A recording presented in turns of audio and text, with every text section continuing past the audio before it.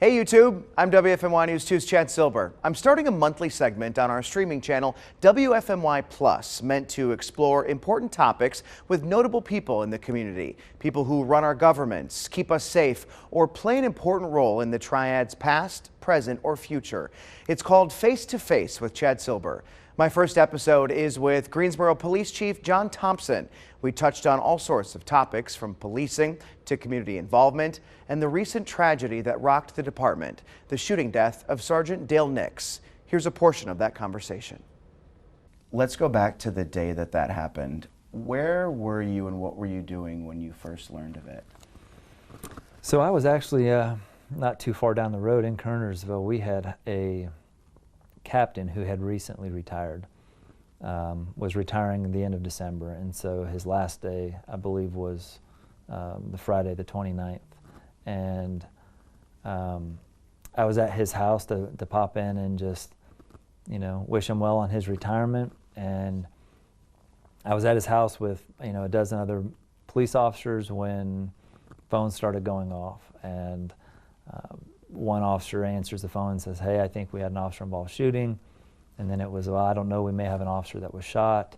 And we were just getting some conflicting information. So at that point, I was with my deputy chief, who was at the party as well.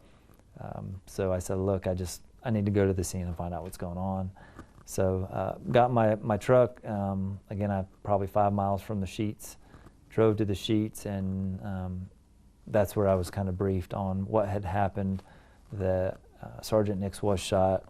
He was not on duty at the time, but that's kind of where some of the information came in, is did we shoot somebody or was somebody shot? But yeah, I remember it very clearly, and really just had to kind of transition into my role as chief and what responsibilities I had.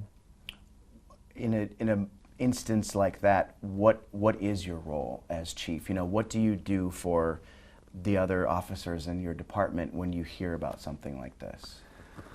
And it's interesting because today we actually had an after-action review or a debrief on the incident. So all of the different divisions, detectives, forensics, folks that we all met together this morning. We spent about 2 hours going over the incident.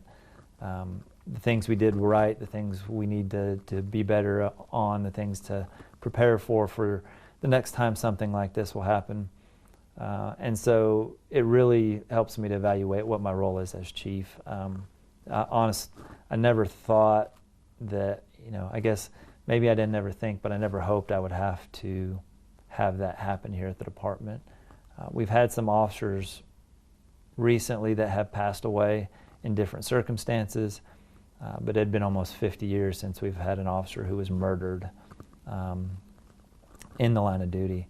So for me, the first thing was to meet with the wife. And so myself and the deputy chief went to his family's home, made the notification to the family about what had happened.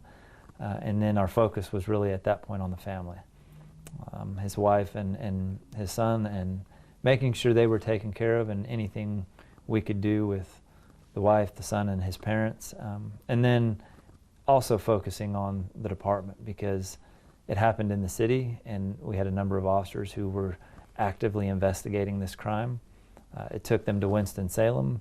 We had officers in Winston-Salem working with the Winston-Salem Police Department to locate the suspects and process the crime scene, do the forensics. And so it was really tough, because I saw really on the faces of a lot of officers who were struggling, that their colleague, their friend was murdered, and now they're asked to do their job, to do it well, to be professional, and to deal with the shock and the grief that they were facing at that time. So it was challenging. It really was.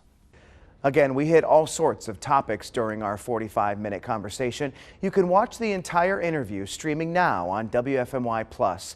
Download it for free on Roku or Fire TV.